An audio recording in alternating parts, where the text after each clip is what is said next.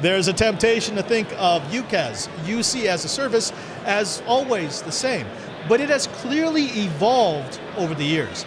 I think our next guest might be able to explain how that's happened. I'm speaking with Steve Kokinos. He is the co-founder and executive chairman of Fuze. Steve, thank you very much for taking the time to speak with us. Oh, thanks so much for having me. Now, UCaaS really made its inroads in SMB. Those are the first who understood the potential, who understood that this is something new, this is something that we can take advantage of to cut down our deployment, and only recently has it really made a push into the enterprise. Is it really the same? The UCaaS that started in SMB almost a decade ago, is it the UCaaS that we have now? Well, for sure it's not. I mean, there are some similarities, but when you look at what enterprises need, we found a few different things. One, the average enterprise has 10 to 12 different tools that they use for communication and collaboration. And so I think there's an instinct that it's very voice-centric or messaging, but what we found it's really cuts across all the different modes of communication. And for sure, one thing that enterprises need is a unified experience that makes it very simple for all of their end users to collapse that dozen or so applications down to one desktop and mobile experience. And so I think from that perspective, it's very, very different than I think some of the traditional vendors would lead you to believe.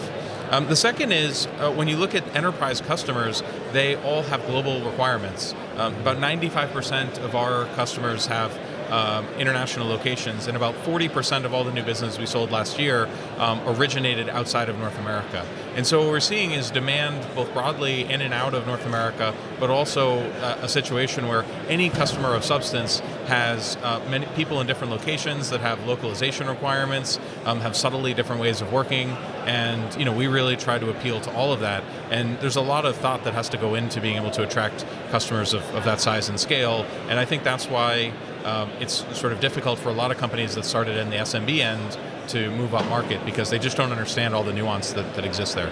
But I love the way that you explain that when you are an SMB, it's really you're just looking for the best tool possible. That's right. The tool that fits the job, that's what you want.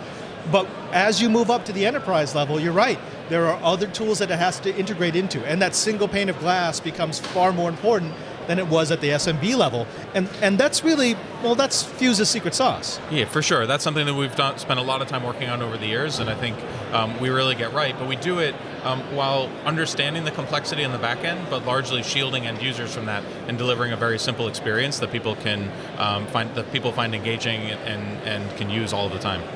Fuze has really been focused on the global deployment, which, as we know, it's different. You were explaining a little bit of that. Sure. As you move up into the enterprise and you realize there's a lot of different locations with a lot of different requirements, and they all need to work within the tool.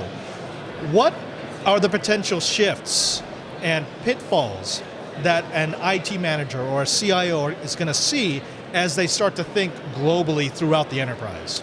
Sure, I think this is an area where it's partly about the global nature, but also partly about the risk that CIOs and company leadership perceive in general.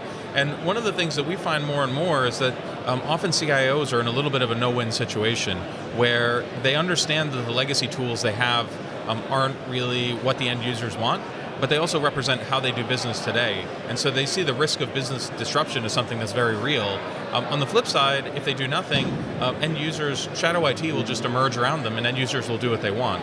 And so I think that's really what Fuze represents, is sort of a different way forward where we're delivering engaging end user applications in a very simple experience, but because we understand the legacy applications and we understand what their needs are, we're able to show them that there's a path to the cloud that doesn't involve disrupting their business.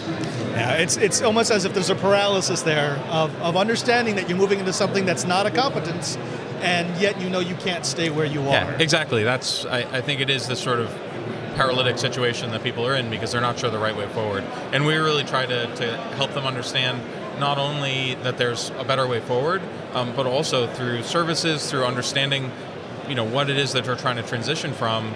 We show them how we're going to help them every step of the way. And we think that's every bit as important as great technology. That makes sense to me. Now, not too long ago, you told no jitter, and I'm going to quote this, We think there's an opportunity to be the best of breed SaaS player that's based on communications. We want to be in that same breath as Workday, Salesforce, Zendesk, or ServiceNow. Now, what did you mean by that? Because I mean, those are very different tools. How do you become that best in breed? Yeah, for sure. I think largely it's by doing the kinds of things we've been doing. But when we think of those companies, those are really the pure play tools that have emerged in many different segments. And when we see collaboration, you see all the companies here, you see the legacy providers, there's hardware, software, cloud offerings, but largely there isn't one company other than Fuze that really brings up that whole experience together in the enterprise. And what we see is that, well, for sure there are big legacy players that have substantial pieces of the market. At the same time, if everybody just bought software from those companies, then there would only be a few software companies in the world. And so the reason we take inspiration from some of these other top SaaS players is they've showed that there's a way forward to really be thought of as the best solution, the one that integrates with all the other tools and helps people improve the investments they've made across the board, not just in one vendor's ecosystem. Steve, I want to thank you very much for spending your time with us, for sharing your knowledge with our audience. Now, if they wanted to find out more about you, where can they go to maybe follow you, maybe to follow Fuze, maybe see what you can do for their global deployment?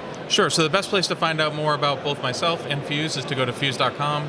You'll find blog posts from me, you can follow me on Twitter, and you can do the same. All the information is there on our website, so I'd encourage people to go there and check it out. And thank you so much for having me. Really excited to be at the show. Absolutely, my pleasure. Thank you very much for your time, and folks, stay tapped, because we've got more from Enterprise Connect 2018.